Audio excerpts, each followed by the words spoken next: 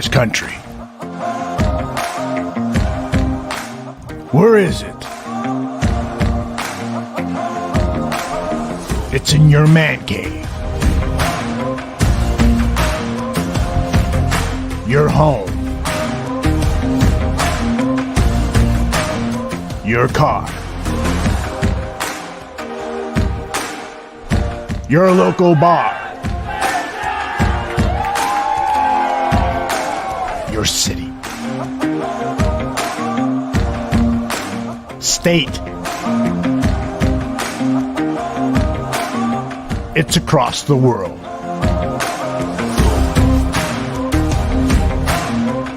It's in your heart. And it's here. The Bears Country Podcast.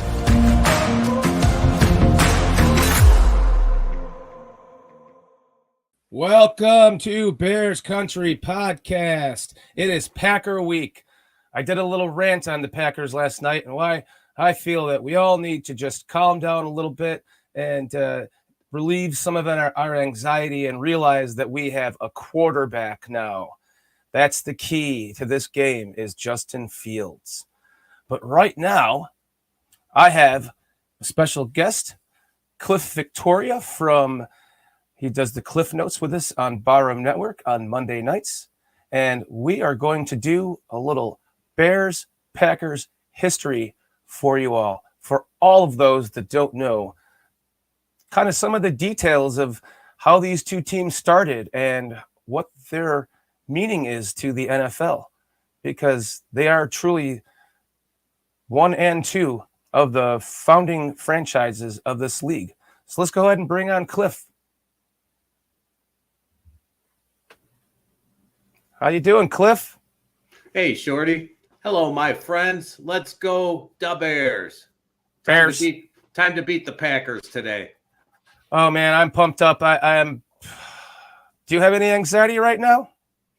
I really don't know which way the game's going to go, but I have confidence. I'm ready for my team. I'm ready for a close battle. I'm ready for a tough battle. I'm ready for some words going back and forth between the teams, and I'm ready for the Bears coming home with the victory. And inevitably, probably some fucking calls that we're not going to get again, but just going to have to realize that's going to happen because it always does. And let's just pretend they're not. Hopefully they won't happen today. Hopefully this will be a good, clean game. The Bears will have their average of 3 penalties as they've been averaging through the preseason and the first game. If they can keep it to that, it'll be amazing. But we're not here to talk about that. We're here to kind of give the fans, and excuse me, by the way, I picked up a chest cold when I was back home in Illinois for the 49ers game. So my voice is a little trashed right now. I apologize. But we're here today to talk about the history of the Bears and the Packers and how they got started. And Cliff and I were talking about this on the side and just decided this would be a great idea for a little show that we do prior to the game. So Cliff, why don't you go ahead and start us off? Sure. Now, I know you guys, everybody watching the show, you all know a lot about the Bears. However, what I would like to talk about is the rivalry between the Decatur Staleys and the Acme Packers. It wasn't the Bears to start with. There was a gentleman named A.E. Staley. He owned a company that was called A.E. Staley. He decided to start a company football game. So what do you think he called the football team? It was the Decatur Staleys. So this happened back in 1920.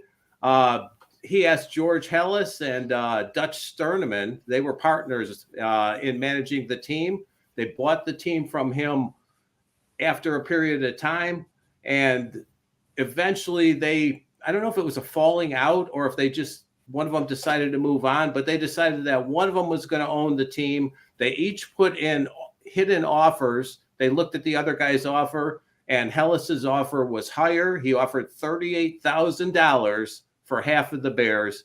So he ended up with owning the Chicago Bears. Now, reportedly, he made the final payment just minutes before he was going to renege on the deal where he was going to take too long. So luckily for the Hellis and McCaskey families, he got that money in just in the nick of time. Now, how about a little information on the Acme Packers, Shorty? Well, just to interject on what you were saying there, like that's crazy to think that someone else could have owned the team had they gotten the bid, and had Hallis not made that final payment, Right, it could very well not even be the Chicago Bears. could They could still be in Decatur. Yeah, the Decatur Sternum Bears. So the Packers, as much as I hate them, there is a mutual respect that I think both teams and both fan bases have for each other. The teams, the states are touching each other. Both people in both states go back and forth. People in Illinois they like to travel into Wisconsin for their vacations. People in Wisconsin travel to Illinois to work, vice versa. We both have iconic foods. And in 1919, surprisingly, the Packers had started their team before the Bears. That's why 1 year ahead. It might be confusing to some people why the Packers celebrated their 100th anniversary in 2019 and the Bears did in 2020. Well, that was just when they became established. They hadn't actually played a football game yet, but their establishment was in 1919. And it was by, of course, Curly Lambeau and another man called George Calhoun. They were originally they were for an Indian and Acme packing plant. So they called themselves the Acme Packers. Lambeau wanted to call the team the Indians, but his girlfriend said that lacked originality and asked why he didn't just call them the Packers after the Acme Packing Company. Lambeau liked that idea, and then they became the Green Bay Packers.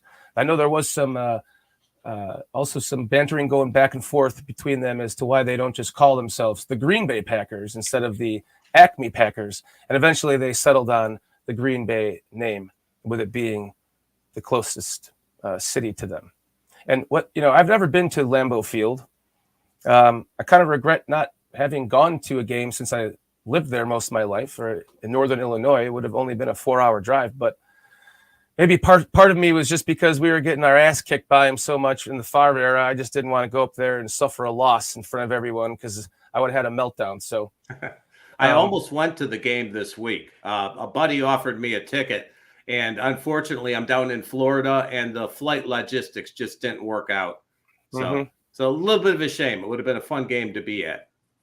I worked side by side with a Packers fan for 15 years, and he would drive up there and spend the night. He'd have to take off the next day of work. But we always had a running bet. It was a jersey bet. And, man, I've worn so many Brett Favre jerseys because of those losses. It's embarrassing.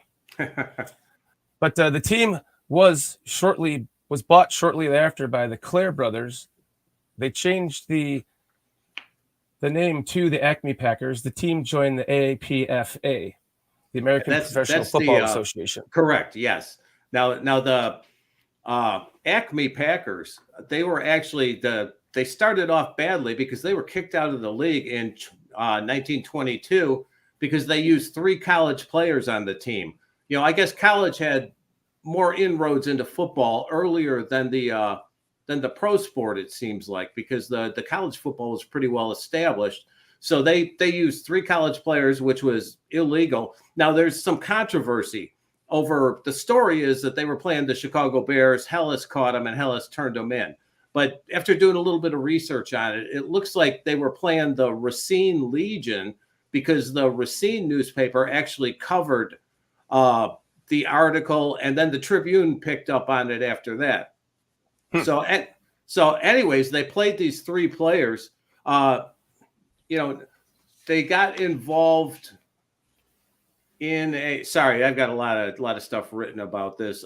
5 days after the game, the Notre Dame Athletic Board met and addressed the issue when it learned that 4 Notre Dame stars had played. One of them was actually playing on the other team.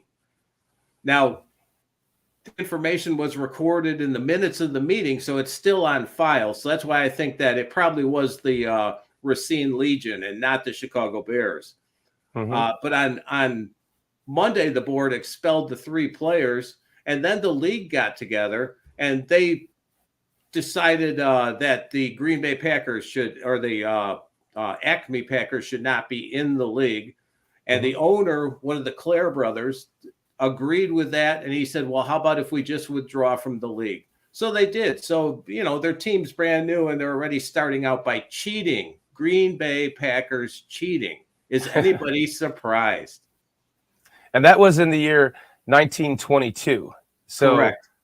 So the Bears were established in 1920. They won the first championship in 1921. The Packers were established. I think that they actually became a team in 1921, if I'm correct, Cliff. It could be. I'm not sure exactly. And then by 1922, they were kicked out of the league as the Acme Packers for cheating already.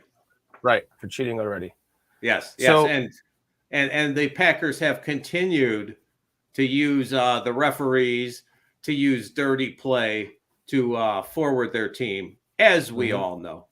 Mm-hmm. Surprisingly, though, George Halas was actually a friend of Curly Lambeau's, and they did business together quite a bit.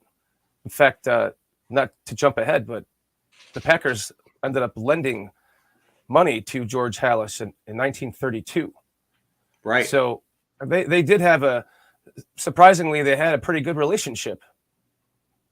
Well, Halas, he was having problems making payroll on the team. It's the Depression. People don't have money to go to the football games as much. You don't have the big TV packages back then.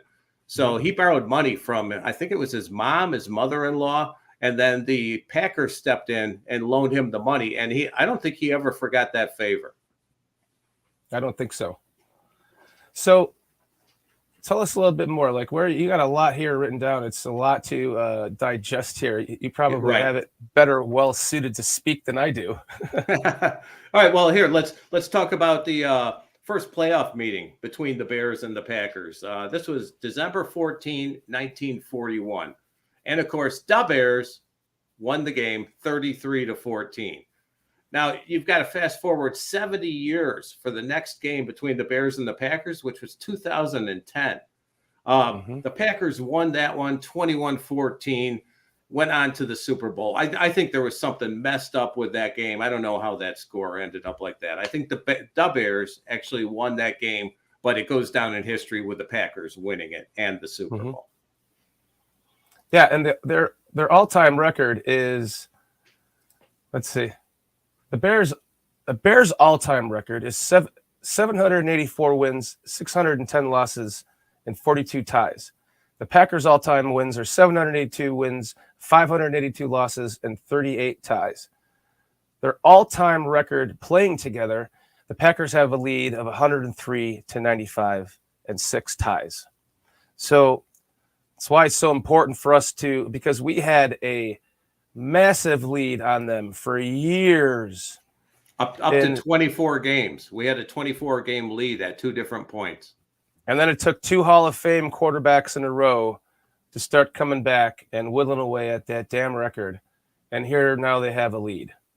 And they're only 8 games up. So we have to win this game today, take another game on them, try to catch up to them because this is getting ridiculous. Well, luckily for us, we've got a young coaching staff, young quarterback. They've got an old quarterback. So hopefully we're going to continue to get better while they fade into another smaller part of future history. So, yeah, I hope so. Their time's running out, man.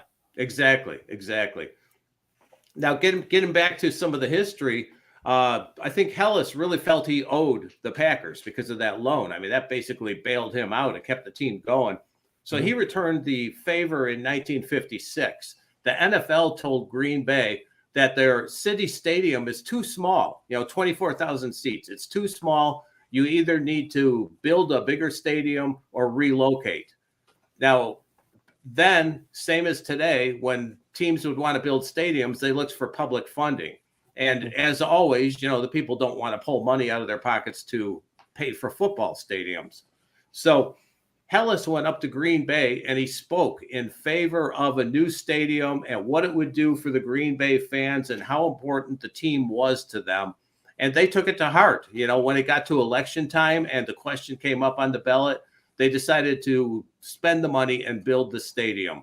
So basically, Hellas had a part in saving the Packers. So their history is just intertwined all the way through. It really is. It's the teams. They're two of the oldest teams in the league, and they both needed each other to survive.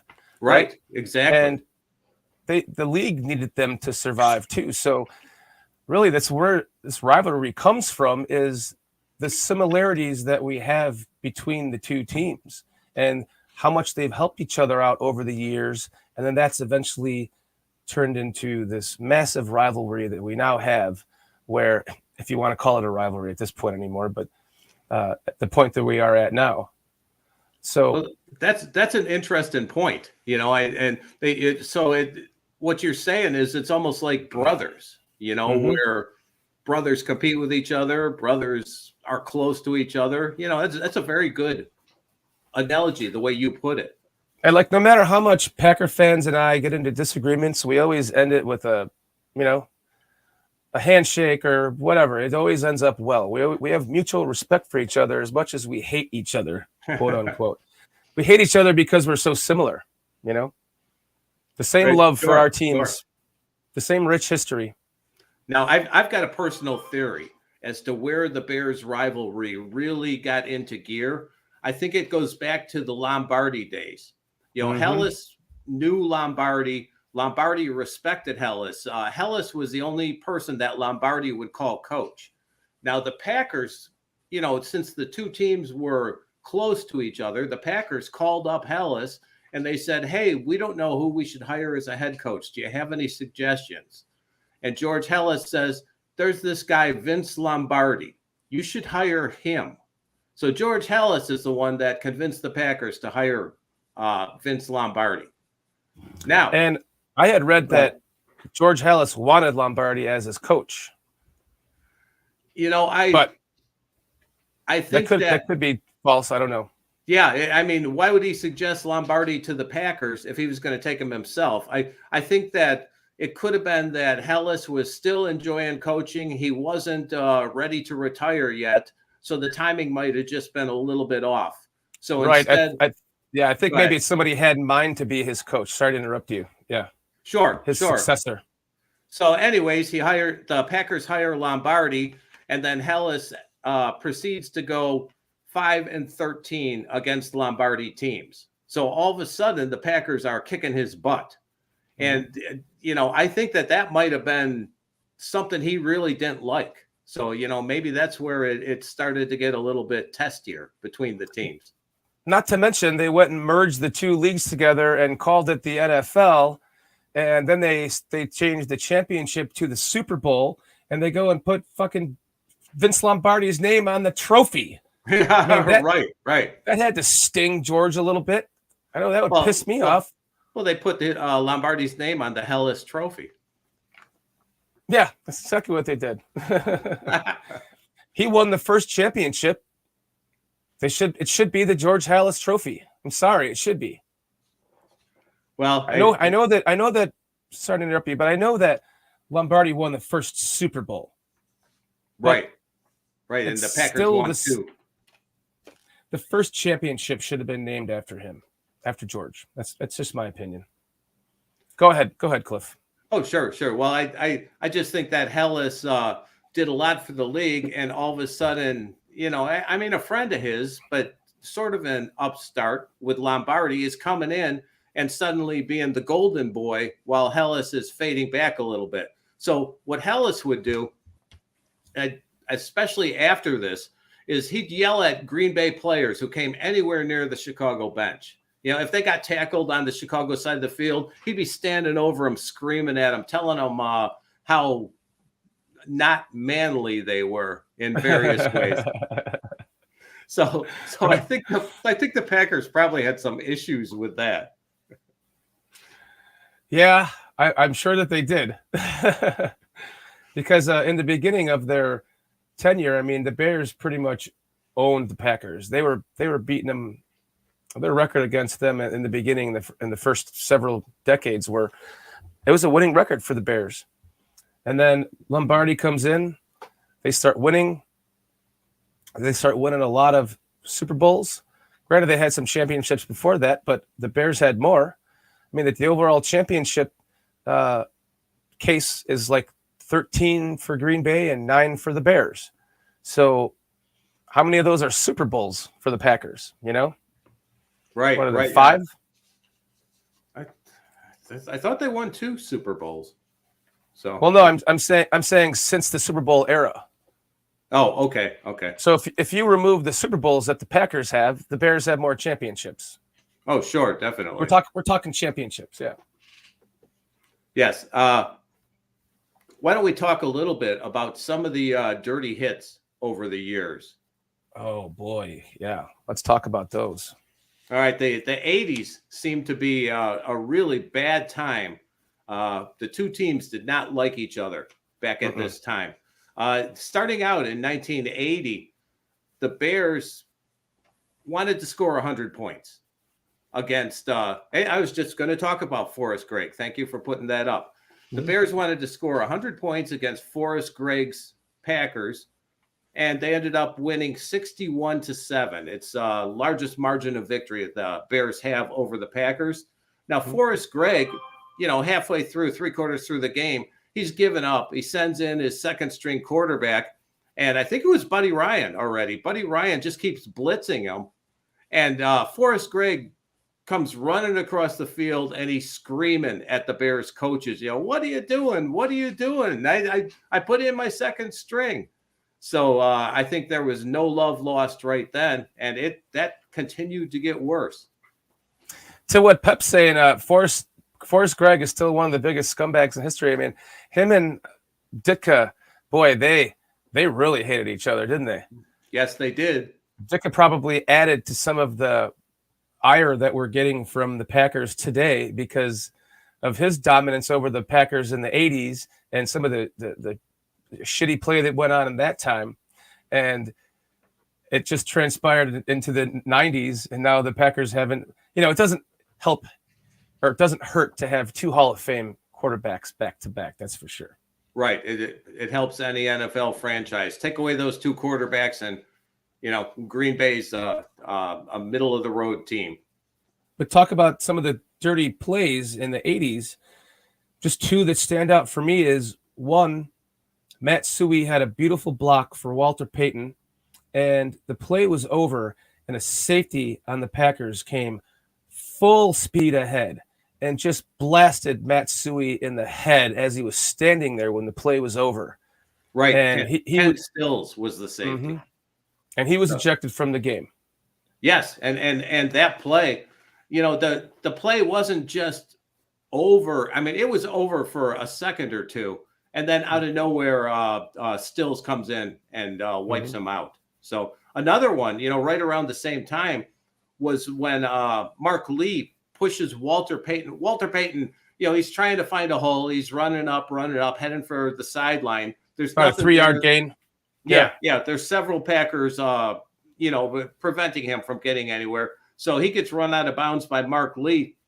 Mark Lee continues to push him. Payton puts up his hand, a little bit of a straight arm just to get the guy away from him. And Mark Lee keeps pushing, 10 yards back, throws Payton over the bench. All the way through the sideline. All the way to the back of the sideline and over the bench. So behind the bench was a bunch of large machinery. Yeah, and it looks like he was trying to push him into the machinery, and Payton, with his strength, ends up grabbing him and pulling him with him and kind of stopping him so they don't actually fall over the bench. And if it wasn't for that, he could have really hurt Walter Payton, and he was also ejected. Yep. And that, he deserved to be ejected there. I've never seen a play anything like that. And of course, the worst one, when you're talking about people trying to hurt Bears players, I think we both know which one this is. Mm-hmm. Charles Martin, who's famous for his hit list towel, where he had Bears team numbers of players he was going to take take out. Mm-hmm. So anyways, Jim McMahon throws a pass. He's just standing there. Charles Martin comes running up behind him, grabs him in a bear hug, and body slams him down to the ground on McMahon's already sore shoulder. His right shoulder that he had, I think he was injured earlier in the previous game or game before that, and they knew that his shoulder was bad. So they were doing that deliberately to take him out of the game. That was an interception, though. So I think he was trying to get away with blocking, quote unquote. He was in blocking mode because he had intercepted the ball. The Packers had intercepted the ball. But, I mean, there's no excuse for picking Jim McMahon up like that and body slamming him like that. The play was a good 6-7 seconds after he threw the ball. It seemed like it's probably a little bit of an over exaggeration, but it was probably 5 seconds after he was done throwing the ball. He was already watching that the ball had been intercepted, and then he's being picked up and body slammed. And that's the play that I think we can all agree kind of ended his career. I mean, he was never really the same after he came back from that. And had Jim McMahon not been injured, if he could have just remained healthy like, Brett Favre and Aaron Rodgers have, he would be in the same category as some of the other great quarterbacks from that era, including a Montana, a Marino, not quite up there with a Marino probably, but Jim McMahon threw a nice ball, and he was a field general. He was a tough, hard-headed leader for a guy that could only see out of one eye. I mean, he played the game like a man. Leader is the key word there. He came into a game one time, and I believe he threw 3 touchdowns on 3 passes, 3 in a row. Comes in the game, throws a touchdown. Bears get the ball back, throws another. And I believe there was a third one. I'd have to look up the game again. But, when he would step out on the field, the team just looked to him to give them direction. That hit was awful. Yeah, I think Charles Martin should have been kicked out of the league for something like that. And Jim McMahon's overall record, the Bears at that time were one of those teams that we hear about recently where they hadn't lost. I think they were like, 25 games in a row or something that they had won. At one point, they were the team that had won the most games in the league in a row.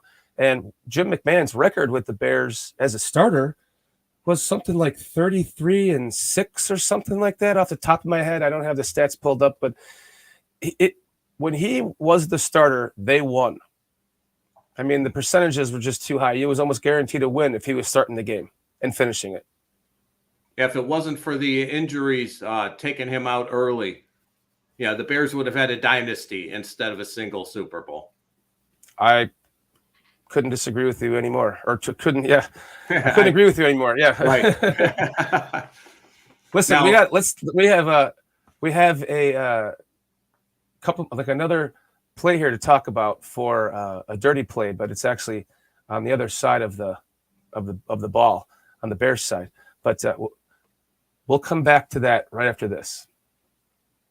Ellis Hall, since I came here, has been expanded twice, both times after we were gone, by the way. So we never got it. But I mean, it was tiny.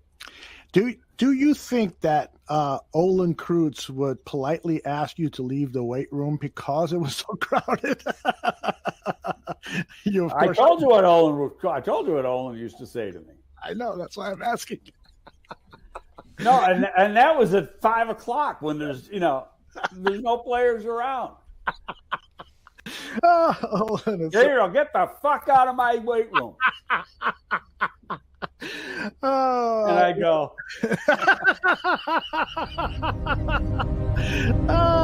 think I got a commercial here.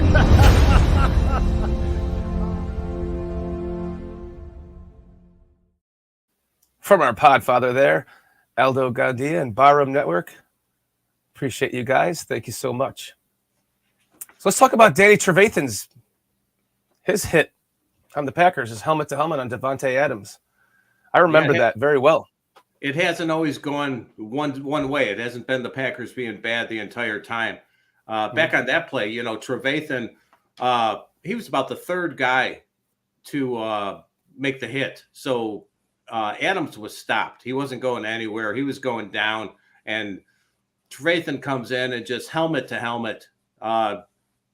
Adams is on the ground. They have to bring a stretcher out. So that was pretty serious play by Trevathan against Adams. Yeah, I remember that happening in real time, and I was like, "Oh, that was uncalled for." Right. It was too much. So that was Davante Adams' like second year in the league or something. Yeah.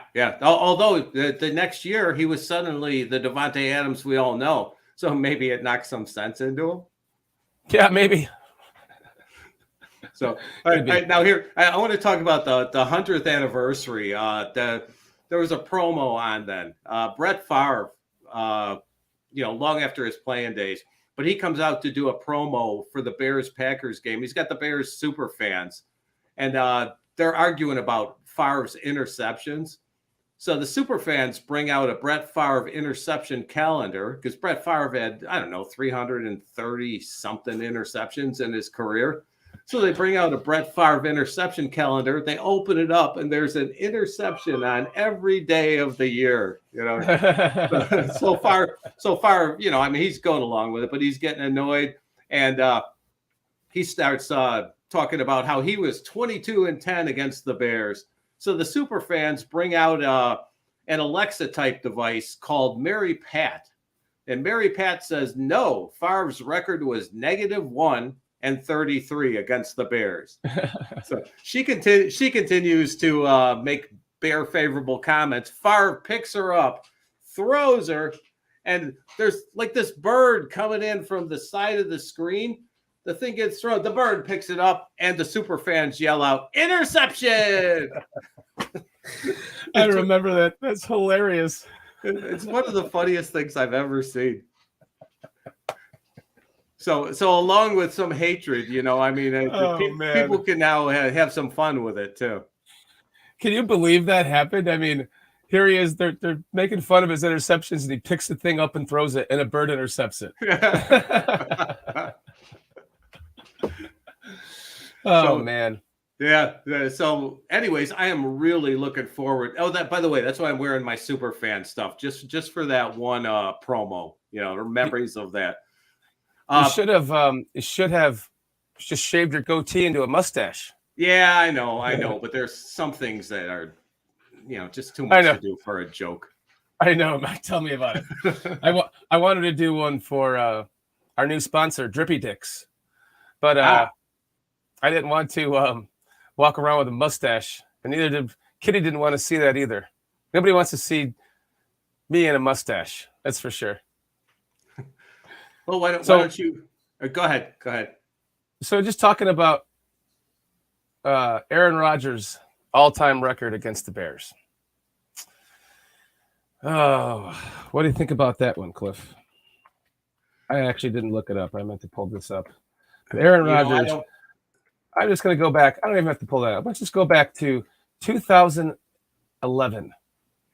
The Bears have won 3 games since 2011 against the Packers. And one of those games was even Brett fucking Hundley. It wasn't even Aaron fucking Rodgers. It was Brett Hundley. So, I think enough is enough, Cliff. I take all this very personally, and it just grades at me every single time we play them. And I have confidence like I had all year going into this, and then we get to this point, and I start to get anxiety again because I just know all the shit that can go wrong in a game between these two teams. And surprisingly, even though I have a little bit of that, I keep coming back to Justin Fields. And the things that I see in a superstar quarterback in the making that he is, his accuracy, his ability to read a defense, his ability to lead men. He's clearly a leader. You saw him come out in the Bears had a clip on the website of the post game in the locker room, and Justin Fields handed out the game balls to the head coach and to the general manager for the great job that they did. That's a leader right there. Now his mobility in the pocket, his vision, his ability to see the field and read the whole field, and his ability to escape the pocket. And those are all kind of some of the things we see in Aaron Rodgers. And what really gets me excited is Luke Getsy coming from Green Bay and teaching those elements into this quarterback. And he already had most of those skills, if not all of them, but the ability to refine them under Luke Getsy is what really impresses me so far with this team. Well, I agree with all of that. The things I really like about Fields are his improvisation ability. When things go wrong, he makes them go right. And also he's a pass first quarterback. Last week in the game against San Francisco, Justin Fields is pass first. When things are happening, his eyes are downfield compared to Trey Lance, who I believe is a run first quarterback, at least at this point in his career. Right. So I think the pass first quarterbacks are the ones that turn into the great ones. Myself as well. And I've heard people compare Justin Fields to Lamar Jackson. And I've gotten into arguments with them that Lamar Jackson is a running quarterback first. And that's what this person was trying to say, was that Justin Fields is. And it's like, clearly he is not a run first quarterback. He is clearly a pass first quarterback, run if he has to. And last year as a rookie, any quarterback that has the ability to run is going to run. When things break down, they have to rely on their instincts. They're not going to stand there and get killed. Lamar Jackson did that in his first season with the Ravens, but he's continued to do that since. He hasn't developed into a pass-first quarterback. He is still a run-first quarterback. I think he has improved a bit with his passing ability, but like you say, he definitely runs.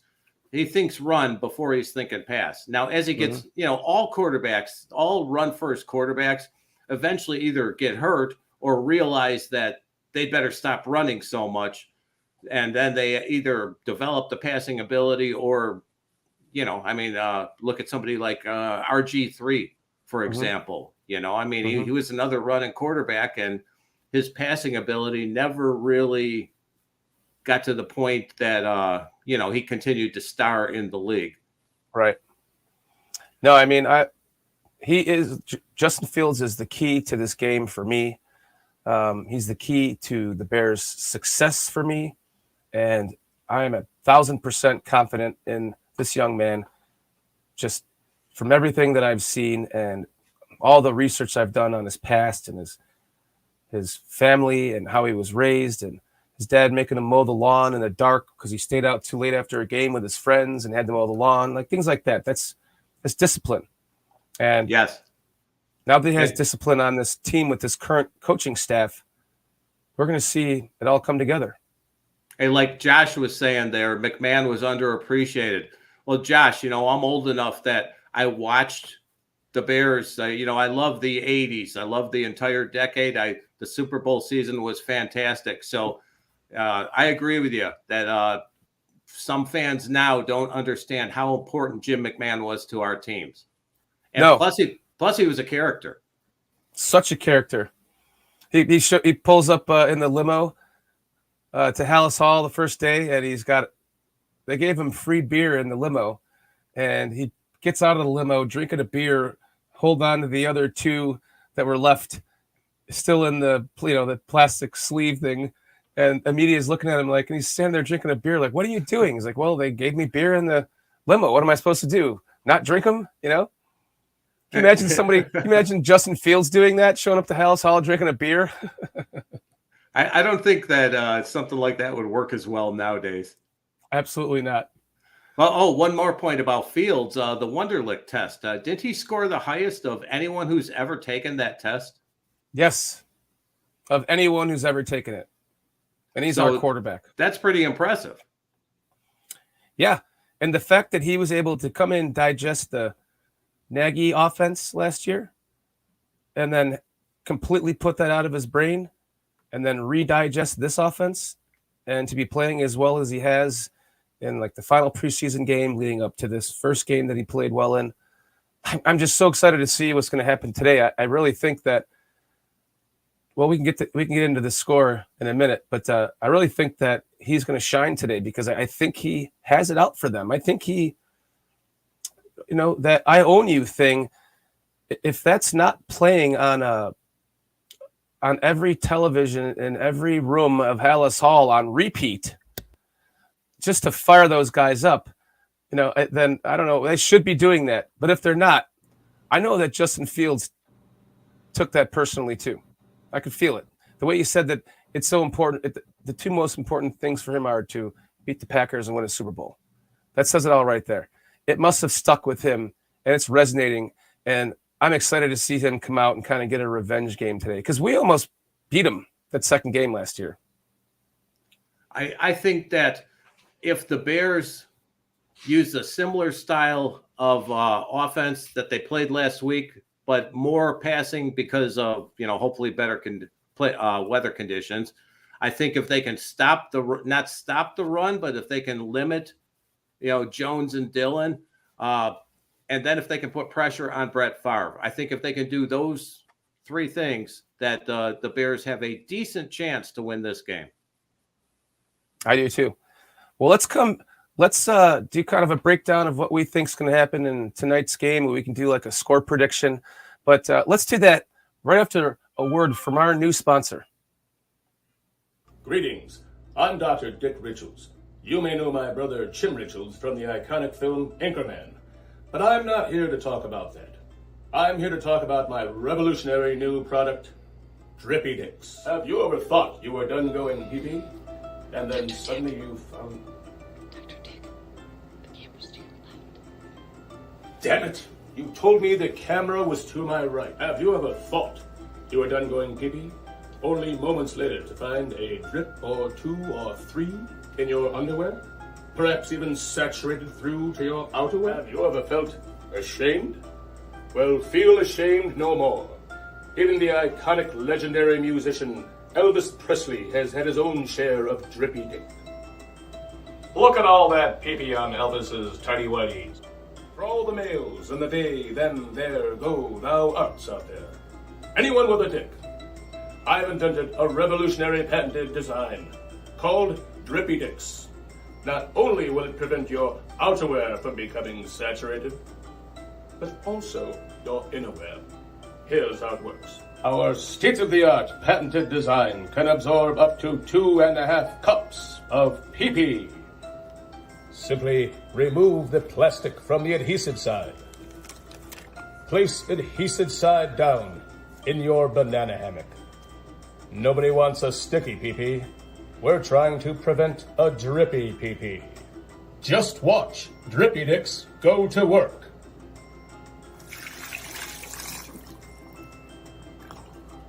The banana hammock is still dry. Just look at that absorption. That's the patented design of Drippy Dicks. Drippy Dicks. Made by a dick, for a dick. Drippy Dicks. Get your free box today when you subscribe to Bears Country Podcast and the Barroom Network. Drippy Dicks do not really exist. This commercial was just made for fun. Make sure you subscribe today to Bears Country Podcast and Barroom Network to get your free box of Drippy Dicks. That's correct. And make sure you listen to the end of that commercial. Yes. It's not a real commercial, just made for fun. Oh, man. That was okay, fun. so hope you guys enjoyed that. So what do you think about tonight's game, buddy? Well, I really don't know what to expect in the game. I'm expecting both teams are going to be running the football. I'm expecting that both quarterbacks are going to have some moments of good things for each of their teams. And I think that the 10-point spread or wherever it is now is ridiculous. I think that the game's going to be, within 3 points at 7 at the most. Mm-hmm. So every game now with the new coaches, the new players, it's all brand new to us. And It's hard for us to know what's going to be happening. So I am so excited to see this game tonight, especially because it's the Packers. Now I know you had your comments in your past videos. So what are your thoughts on the game tonight? Yeah, I don't think it's a 10-point spread. I think if that's a good bet to take on that one. I don't gamble, but if I did, I would be betting on that game. I just don't think they're going to win by 10. So I actually have the Bears winning by 14 because I'm a freaking homer. So I think that I think they're going to contain Aaron Rodgers. I actually do. I feel that I know that he's pissed off at his receivers from last week's game. I also know that he worked on that with his receivers during the week. And if I can't imagine they're going to come out and have that same type of game offensively. But I am hoping. So that's why I chose 24-10. Now, the reason why I chose 24-10 really was because of Fields. And if they can just capitalize, they can get a turnover here or there. I know Rodgers doesn't like to throw interceptions, but maybe they can get a fumble or a tipped ball, or maybe it's an interception off of a wide receiver that ran the wrong route because he's still too green. Haha, pun intended. I think that I feel like we're going to get some pressure on them tonight. I don't know what's going on with their offensive line, but even if Bakhtiari is playing, I haven't checked the injury reports for the Packers, but even if he's playing, I thought he was going to be out. Okay, so if he's out, then I think that's a win for the Bears, and I'm also jacked about Jaquan Brisker. I have a feeling he's going to do something exciting tonight. Turnover, I don't know, a turnover or two, a fumble recovery, a forced fumble. If they keep using that peanut punch to their advantage like they did last week, I think they're going to win this game. I really do. And God, I hope I'm right because I can't take another loss, Cliff. I can't.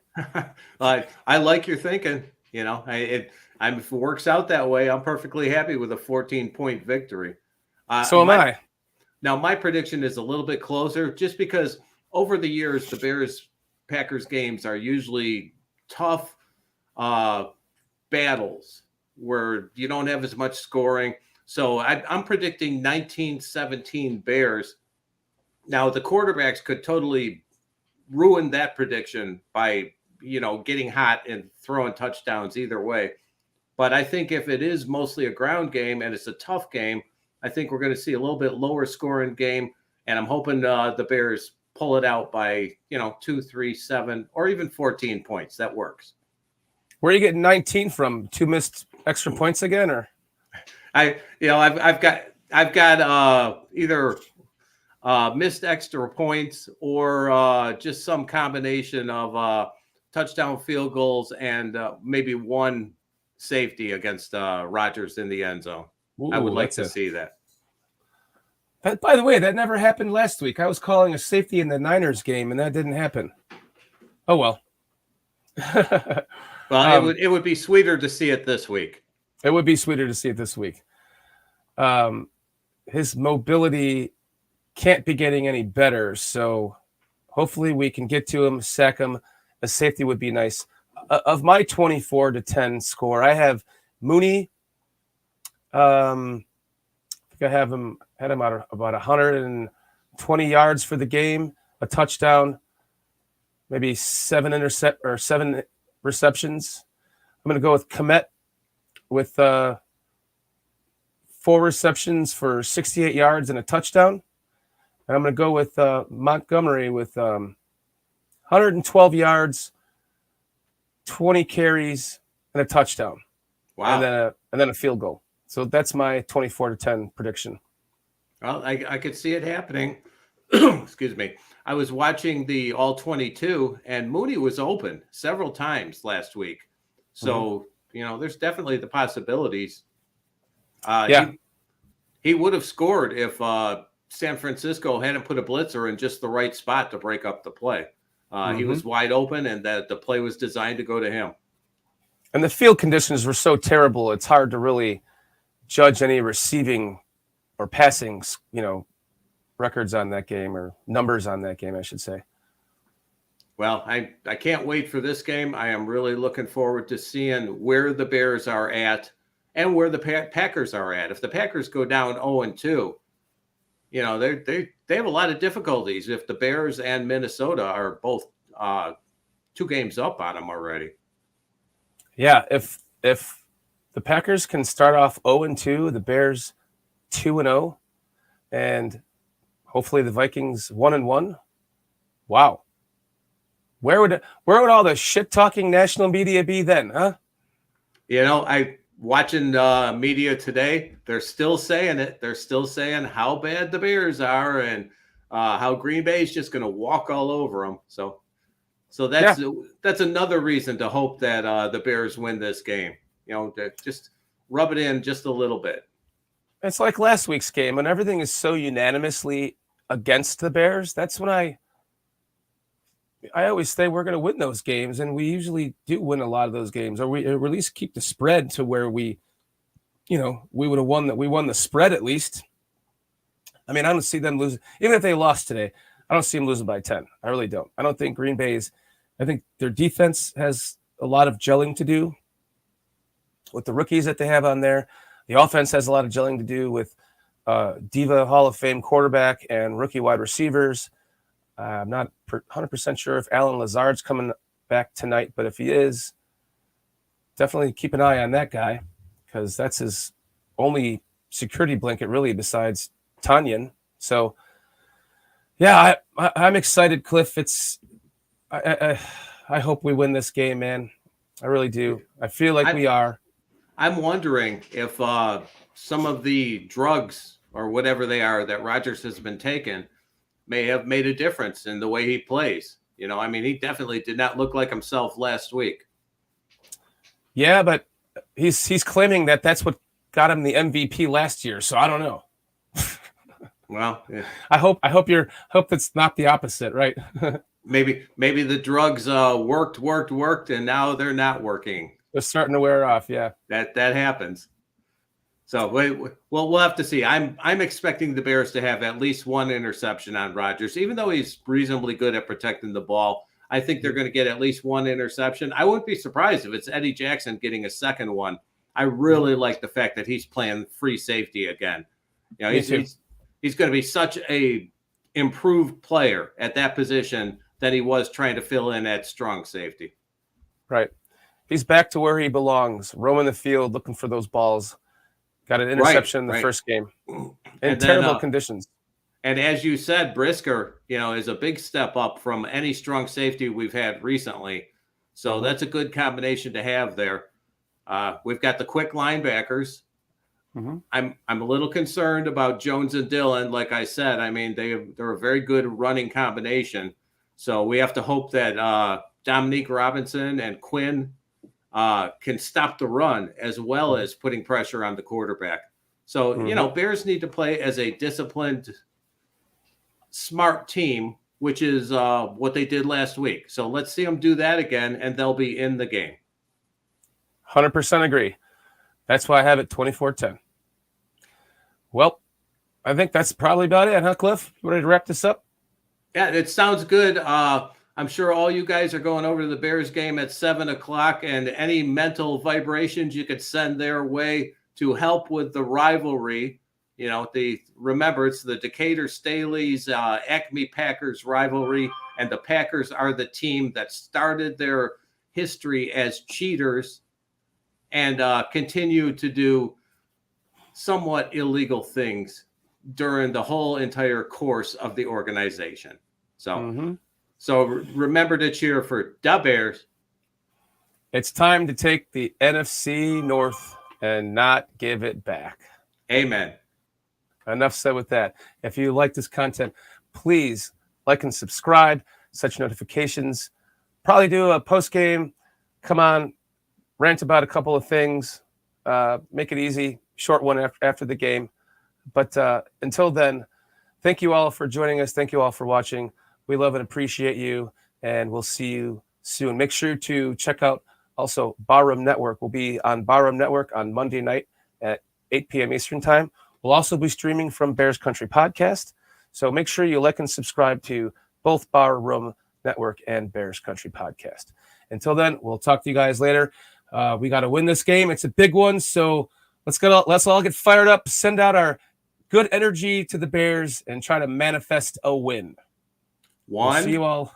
Two, Three. Bears.